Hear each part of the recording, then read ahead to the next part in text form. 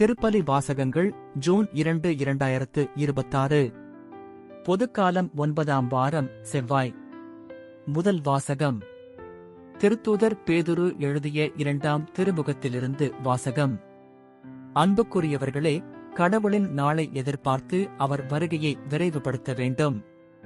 அந்நாளில் வானங்கள் எரிந்தெழுந்து பஞ்சபூதங்கள் வெந்துருகிப் போகும். அவர் வாக்களித்தபடியே நீதி குடிகொண்டிருக்கும். புதிய விண்ணுலகம் புதிய மண்ணுலகம் வரும் என நாம் எதிர்பார்த்துக் கொண்டிருக்கிறோம். ஆகவே அன்பார்ந்தவர்களே, இவற்றை எதிர்பார்த்திருக்கும் உங்களை அவர் மாசுமறுவற்றவர்களாய் நல்லுறவு கொண்டவர்களாய் காணும் வகையில் முழு முயற்சி செய்யுங்கள். நம் ஆண்டவரின் பொறுமையை மீட்பு எனக் கருதுங்கள். அன்பார்ந்தவர்களே, நீங்கள் இவற்றையெல்லாம் ஏற்கனவே அறிந்திருக்கிறீர்கள். கட்டப்பாடற்றவர்களின் தவறான வழிகளால் கவர்ந்தெழுக்கப்பட்டு உங்கள் உறுதி நிலையினின்று விழுந்துவிடாதபடி கவனமாயிருங்கள்.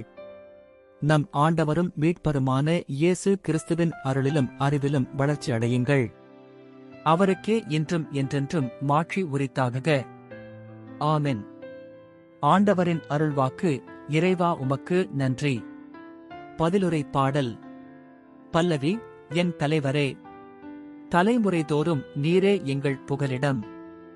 மலைகள் தோன்றும் முன்பே, நிலத்தையும் உலகையும் நீர் உருவாக்கும் முன்பே, ஊழிக்காலமாய் உள்ள இறைவன் நீரே. பல்லவி. என் தலைவரே, தலைமுறை தோறும் நீரே எங்கள் புகலிடம். மனிதரை புழுதிக்கு திரும்பிடச் செய்கின்றீர்.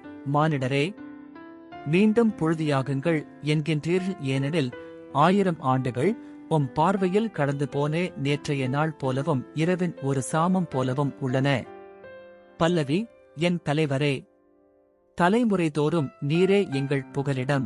எங்கள் வாழ்நாள் 70 ஆண்டுகளே, வலிமை மிகுந்தோர்க்கு என்பது, அவற்றில் பெருமைக்கு உரியன துன்பமும் துயரமுமே. அவை விரைவில் கடந்து விடுகின்றன, நாங்களும் பறந்து விடுகின்றோம். பல்லவி. என் தலைவரே, தலைமுறை தோறும் நீரே எங்கள் புகலிடம். காலைதோறும் உமது பேரன்பால் எங்களுக்கு நிறைவழியும். அப்பொழுது வாழ்நாளெல்லாம் நாங்கள் களிகூர்ந்து மகிழ்வோம். அடியார் மீது உம் செயலும் அவர்தம் மைந்தர் மீது உமது மாட்சியும் விளங்கச் செய்யும். பல்லவி. என் தலைவரே, தலைமுறை தோறும் நீரே எங்கள் புகலிடம். நற்செய்திக்கு முன் வாழ்த்துளி. அல்லேலுயா, அல்லேலுயா.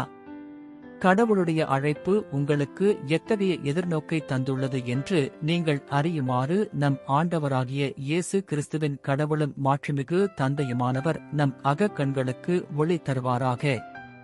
அல்லேலுயா. நற்செய்தி வாசகம். மார்க்கு எழுதிய தூய நற்செய்தியிலிருந்து வாசகம். அக்காலத்தில் பரிசேயர் இயேசுவை அவருடைய பேச்சில் சிக்க வைக்க ஏரோதியர் சிலரை அவரிடம் அனுப்பி வைத்தனர். அவர்கள் அவரிடம் வந்து, போதகரே, நீர் உண்மையுள்ளவர், ஆள் பார்த்து செயல்படாதவர், எவரையும் பொருட்படுத்தாமல் கடவுளின் நெறியை உண்மைக்கு ஏற்ப கற்பிப்பவர் என்பது எங்களுக்கு தெரியும். சீசருக்கு வரி செலுத்துவது முறையா, இல்லையா? நாங்கள் செலுத்தட்டுமா, வேண்டாமா என்று கேட்டார்கள். அவர் அவர்களுடைய வெளிவேடத்தை புரிந்து கொண்டு, ஏன் என்னை சோதிக்கிறீர்கள்? என்னிடம் ஒரு தெனாரியன் கொண்டு வாருங்கள், நான் பார்க்க வேண்டும் என்றார். அவர்கள் அதைக் கொண்டு வந்தார்கள். இயேசு அவர்களிடம், இதில் பொறிக்கப்பட்டுள்ள உருவமும் எழுத்தும் யாருடையவை என்று கேட்டார். அவர்கள் அவரிடம், சீசருடையவை என்றார்கள். அதற்கு இயேசு அவர்களை நோக்கி, சீசருக்கு உரியவற்றை சீசருக்கும் கடவுளுக்கு உரியவற்றை கடவுளுக்கும் கொடுங்கள் என்றார். அவர்கள் அவரை குறித்து வியப்படைந்தார்கள். ஆண்டவரின் அருள்வாக்கு. கிறிஸ்துவே, உமக்கு புகழ்.